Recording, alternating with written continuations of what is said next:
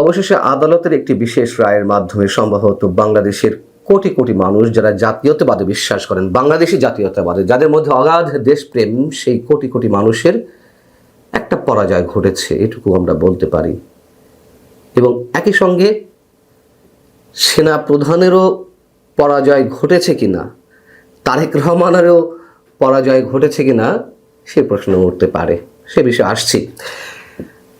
এই কারণেই বলছি যে চট্টগ্রাম বন্দরের new mooring container terminal NCT পরিচালনার জন্য বিদেশি কোম্পানির সঙ্গে বন্দর কর্তৃপক্ষের একটি চুক্তি প্রক্রিয়া চলছিল। সেই চুক্তি প্রক্রিয়ার বিরুদ্ধে দায়ের করা একটি রিট খারিজ করে দিয়েছে হাইকোর্ট।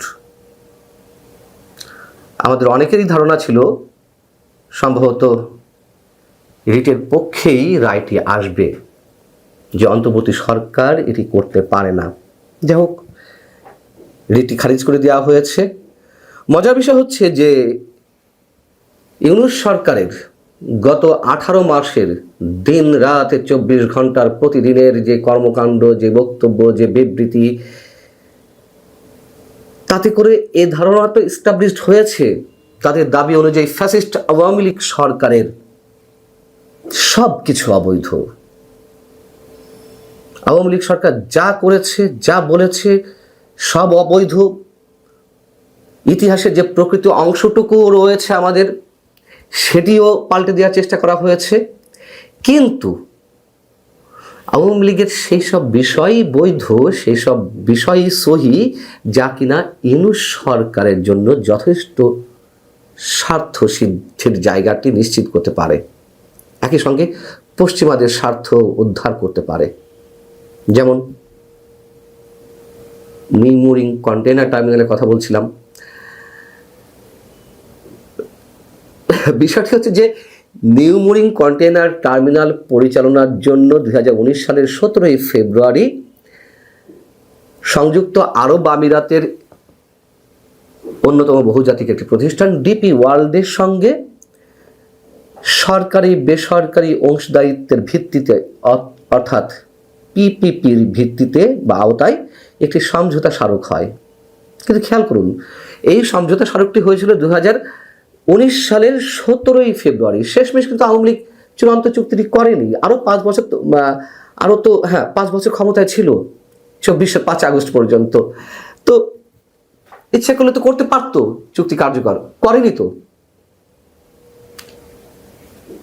সেটি টার্গেট চুক্তি কার্যকর করা, এবার এরকম আরও অনেক কিছু করার টার্গেট ইউনূস সরকারের।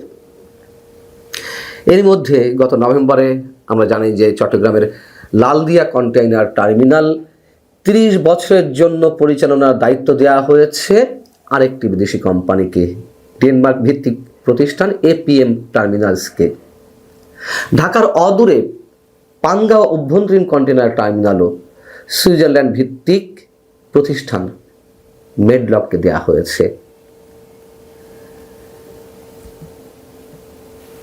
বিষয়টি হচ্ছে যে এই যে ডিপি ওয়ার্ল্ডের সাথে একটি চুক্তি প্রক্রিয়া চলছিল চট্টগ্রাম বন্দর কর্তৃপক্ষের, যখন পানগাঁও অভ্যন্তরীণ টার্মিনাল এবং নিউ মুরিং কন্টেইনার টার্মিনাল এই দুটি সবার বিরোধিতা সত্ত্বেও তাদের সাথে চুক্তি করে ফেলা হলো, তখন একটা আশঙ্কার জায়গা থেকে নিউ মুরিং কন্টেইনার টার্মিনাল নিয়ে যাতে ডিপি ওয়ার্ল্ডের সাথে চূড়ান্ত কোনো চুক্তি না করা হয়, সেজন্য একটি রিট দায়ের করা হয় হাইকোর্টে। রিটটি করেছিলেন যুব অর্থনীতি সমিতির যুব অর্থনীতিবিদ ফোরামের সভাপতি, এবং সেটি একবার বিভক্তি রায় আসে।